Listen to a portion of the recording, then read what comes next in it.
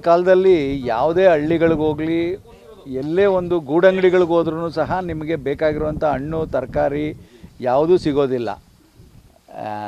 ಈ ರೀತಿ ಇರಬೇಕಾದ್ರೆ ನಾವು ನೈಸರ್ಗಿಕವಾಗಿ ಎಲ್ಲ ಹಣ್ಣುಗಳನ್ನ ನಾವೇ ಇಲ್ಲಿ ಬೆಳೆದು ಅದರಲ್ಲೂ ವಿಶೇಷವಾಗಿ 25 ಬಗೆಯ ಮಾವಿನ ಹಣ್ಣುಗಳನ್ನು ನಮ್ಮ ಸರ್ಕಾರಿ ಶಾಲೆಯ ಮಕ್ಕಳಿಗೆ, ಮುಖ್ಯವಾಗಿ ನಮ್ಮ ಮಣಗಳ್ಳಿ ಮತ್ತು ಚಿಂಚಳ್ಳಿಯ ಶಾಲೆಯ ಮಕ್ಕಳಿಗೆ ಈ ಹಣ್ಣುಗಳನ್ನು ತಿನ್ನಿಸಿ ಅವರಿಗೆ ಪ್ರತಿದಿನದ ಅವರ ಊಟದಲ್ಲಿ ಈ ಹಣ್ಣುಗಳನ್ನ ಮತ್ತು ತರಕಾರಿ ಸೊಪ್ಪುಗಳನ್ನ ತಿನ್ನಬೇಕು ಅನ್ನೋ ಒಂದು ಅರಿವು ಮೂಡಿಸುವ ಒಂದು ಕಾರ್ಯಕ್ರಮನ ಮಾಡಿದ್ದೀವಿ.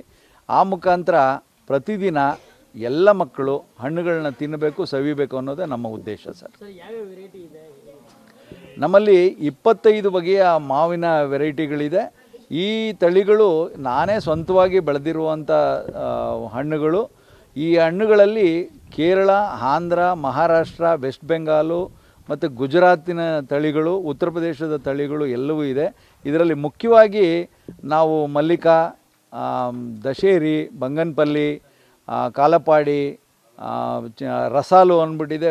ಆಂಧ್ರದ ವೆರೈಟಿಗಳಲ್ಲಿ ರಸಗಳು ಅಂತ ಒಂದಷ್ಟಿದೆ.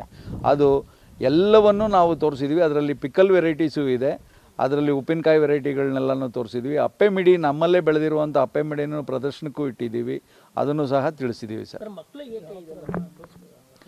ಮಕ್ಕಳಿಗೆ ಮುಖ್ಯವಾಗಿ ಈಗಿನ ಪೀಳಿಗೆಯಲ್ಲಿ ಏನಾಗಿದೆ ಅಂದರೆ ಹಣ್ಣು ತರಕಾರಿಗಳನ್ನ ಯಾರೂ ತಿನ್ನುವ ಒಂದು ಪರಿಸ್ಥಿತಿನಲ್ಲಿ ಇಲ್ಲ. ಎಲ್ರಿಗೂ ಜಂಕ್ ಫುಡ್ಗಳ ಹಿಂದೆ ಹೋಗ್ತಾ ಇದ್ದಾರೆ. ಈಗಿನ ಕಾಲದಲ್ಲಿ ಎಲ್ಲ ಅಂಗಡಿಗಳಲ್ಲೂ ಸಿಗ್ತಾ ಇರೋದೇ ಜಂಕ್ ಫುಡ್ಡೇ. ಆ ಜಂಕ್ ಫುಡ್ಗಳು ತಿನ್ನೋ ಬದಲು ಈ ಹಣ್ಣುಗಳನ್ನ ತಿನ್ನಿಸಿ ಇದ್ರ ಮುಖಾಂತರ ಅವ್ರಿಗೆ ಜಾಗೃತಿ ಮೂಡಿಸ್ಬೇಕು ಅನ್ನೋದು ನನ್ನ ಉದ್ದೇಶ. ಸರ್ಕಾರಿ ಶಾಲೆ ಮಕ್ಕಳು ಈಗ ಅತ್ಯಂತ ಬಡವರು. ಅವರು ಹಣ್ಣು ತರಕಾರಿಗಳನ್ನ ನೇರವಾಗಿ ಅಂಗಡಿಗಳಲ್ಲಿ ಅಥವಾ ಎಲ್ಲೇ ಒಂದು ಮಾಲ್ಗಳಿಂದ ತೆಗೆದುಕೊಳ್ಳೋದಕ್ಕೆ ಅವರಿಗೆ ಕಷ್ಟ ಇದೆ.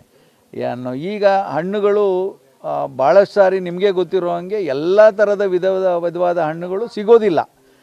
ಅದನ್ನು ಪರಿಚಯ ಮಾಡ್ದಂಗೂ ಆಗುತ್ತೆ ಮತ್ತು ಅವರಿಗೆ ತಿನ್ನಿಸ್ದಂಗೂ ಆಗುತ್ತೆ. ಆ ಒಂದು ಸಂತೋಷ ನಮಗೂ ಸಿಗಲಿ, ಆ ಮಕ್ಕಳು ಸಂತೋಷ ಪಡಲಿ ಅನ್ನೋದೇ ನಮ್ಮ ಉದ್ದೇಶ. ಮಕ್ಕಳು ತುಂಬ ಸಂತೋಷಪಟ್ಟು ತಿಂದಿದ್ದಾರೆ. ಒಂದು ಮಗು ಅಂತೂ 8 ಹಣ್ಣು ತಿಂದಿದ್ದಾರೆ. ಭಾಳ ಸಂತೋಷಪಟ್ಟಿದ್ದಾರೆ. ಹಾಗಾಗಿ ಭಾಳ ಖುಷಿಪಟ್ಟಿದ್ದಾರೆ ಅಂತಲೇ ಹೇಳ್ಬೋದು. ಅವ್ರ ಮುಂದಿನ ಒಂದು ದಿನಗಳಲ್ಲಿ ಈ ಹಣ್ಣುಗಳ ಮೇಲೆ ಪ್ರೀತಿ ಹೆಚ್ಚಾಗಲಿ ಅನ್ನೋದೇ ನನ್ನ ಅನಿಸಿಕೆ. ನಾನು ಇಲ್ಲಿ ಬಂದು ನೋಡಿದಾಗ ನನಗೆ ಈ ರೀತಿ ಇದೆ ಅಂತ ನನಗೆ ಗೊತ್ತಿರಲಿಲ್ಲ. ಇಲ್ಲಿ ಬಂದು ಕೂತ್ಕೊಂಡಾಗ ಇದು ನಮ್ಮ ಊರಿನ ಪಕ್ಕದಲ್ಲಿದೆ ಅಂತ ನನಗೆ ಇಲ್ಲಿ ಗೊತ್ತಾಯಿತು. ಇಲ್ಲಿ ಬಂದು ಉದ್ದೇಶ ಏನಪ್ಪ ಅಂದರೆ ದಯಾನಂದ್ ಸರ್ ಅವರು ಮಕ್ಕಳಿಗೆ ನಾನು ಒಂದು ಅರಿವು ಮೂಡಿಸ್ಬೇಕು ಅಂತ ಹೇಳಿದ್ರು. ಏನು ಅರಿವು ಅಂತ ತಿಳ್ಕೊಳ್ಳೋಕೆ ಪ್ರಯತ್ನ ಮಾಡಿದೆ. ಅವ್ರು ಹೇಳಿದ್ರು, ಮಾವಿನ ಹಣ್ಣಿನ ಯಾರು ಒಂದು ಇತ್ತರಾಗಿ ತಿಂತೀರೋ ಅವ್ರಿಗೆ ಒಂದು ವಿಚಿತ್ರ ಬಹುಮಾನ ಕೊಡ್ತೀನಿ ಅಂತ ಹೇಳಿದ್ರು. ಆಮೇಲೆ ಅದು ತಿಂದರೆ ಏನು ಉಪಯೋಗ, ಅದು ತಿಂದರೆ ವಿಟಮಿನ್ಗಳು ಸಿಗುತ್ತವೆ. ಆಮೇಲೆ ನಾವು ಬಡವರು, ಅತಿ ಬಡವರು ಹೋಗಿ ಅನೂರಲ್ಲಿ ಯಾವುದೋ ಒಂದು ಊರಲ್ಲಿ ತಗೊಂಡು ಬರೋಕ್ಕಾಗಲ್ಲ, ದುಡ್ಡು ಕೊಟ್ಟು ಆಗಲ್ಲ. ನಾವು ಅತಿ ಬಡವರು, ಅದಕ್ಕಾಗಿ ಬಂದು ತಿನ್ನೋಕ್ಕಾಗಲ್ಲ. ನಮ್ಮ ದಯಾನಂದ್ ಸರ್ ಅವರು ಪರಿಚಯ ಮಾಡ್ಕೊಂಡು ತಿನ್ನಿ ಅಂತ ಹೇಳ್ಕೊಡ್ತಾ ತಿನ್ನಿಸಿದ್ರು. ಚೆನ್ನಾಗಿತ್ತು ಮಾವಿನ ಹಣ್ಣು. ಈ ಥರ ಮಾವಿನ ಹಣ್ಣು ನಾವು ತಿಂದಿಲ್ಲ, ನಮ್ಮೂರಲ್ಲೂ ಇಲ್ಲ, ನಾವು ತಿಂದೂ ಇಲ್ಲ. ನಾವು ತಿಂದಿರೋದು ಇದೇ ಫಸ್ಟು. ಚೆನ್ನಾಗಿದ್ದಾವೆ. ನಮ್ಮ ಇಲ್ಲಿ ಸರು 25 ವೆರೈಟಿ ಬೆಳೆದಿದ್ದಾರೆ. ತಳಿ 25 ತಳಿ ಚೆನ್ನಾಗಿದ್ದು. ನಾನು ಒಂದು 3-4 ತಳಿ ತಿಂದು ಚೆನ್ನಾಗಿತ್ತು. ಸ್ವೀಟಾಗ ಎಲ್ಲ ಚೆನ್ನಾಗಿದ್ದಾವೆ ಸರ್. ಎಷ್ಟು ಹಣ್ಣು ತಿಂದೆ? ನಾನು ಒಂದು 9 ತಿಂದೆ ಸರ್. ಖುಷಿ ಆಯ್ತಾ? ಹಾಂ ಸರ್, ಎಂಜಾಯ್ ಸರ್. ತುಂಬ ಸಂತೋಷ ಆಯಿತು ಸರ್. ಎಲ್ಲರ ಜೊತೆ ಫ್ರೆಂಡ್ಸ್ಗಳ ಜೊತೆ ಬಂದು ಎಲ್ಲರ ಜೊತೆ ನಿಂತ್ಕೊಂಡು ಕಾಂಪಿಟೇಷನ್ ಮಾಡೋಕ್ಕೆ ತುಂಬ ಎಂಜಾಯ್ ಆಗಿತ್ತು. ಯಾವುದೇ ಥರ ಎಫೆಕ್ಟ್ ಇಲ್ಲ ಅಂತ ಹೇಳ್ತಿದ್ರು ಸರ್ಗಳು. ಎಲ್ಲ ಪರಿಸರ ಪ್ರಕೃತಿ ಥರ ಇದೆ, ಚೆನ್ನಾಗಿದೆ ಬನ್ನಿ ಹಂಗಂತ ಹೇಳ್ದು ಕರೆದ್ರು ಸರ್.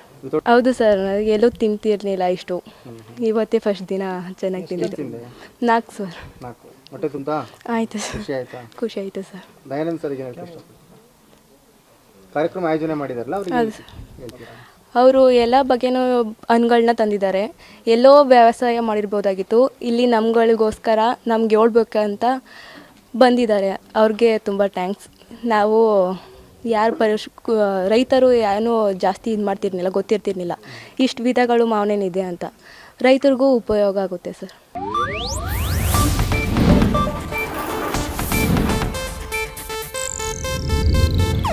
ಇದು ಏಷ್ಯಾನೆಟ್ ನ್ಯೂಸ್ ನೆಟ್ವರ್ಕ್ ಪ್ರಸ್ತುತಿ.